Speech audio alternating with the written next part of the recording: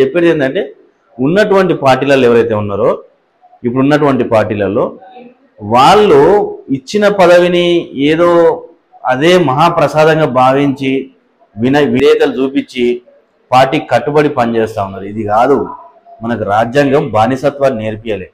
ప్రశ్నించు, నీ రాజ్యాన్ని వేలు, నీ ప్రజల్ని నువ్వు ఒక రక్షకుడిగా రక్షించే హోదాని స్థానాన్ని నువ్వు పొందమంటని చెప్పి మనకు రాజ్యాంగం ఇచ్చింది. కానీ ఇవన్నీ కూడా మనం మర్చిపోయి మనం బానిసలుగానే బతుకుతున్నాం. కాబట్టి దయచేసి ఎంత తొందరగా వీలైతే అంత తొందరగా ఈ పార్టీలలో ఉన్నటువంటి అందరూ కూడా రియలైజ్ అయ్యి గమనించి వీళ్ళ యొక్క కుట్రల్ని కుతంత్రాలని గమనించి మనందరం కూడా ఒక తాటిపైనకి వస్తే తప్పకుండా రాబోయే రోజుల్లో బహుజన రాజ్యం కంపల్సరీ ఇక్కడ నిర్మితం అవుతుంది.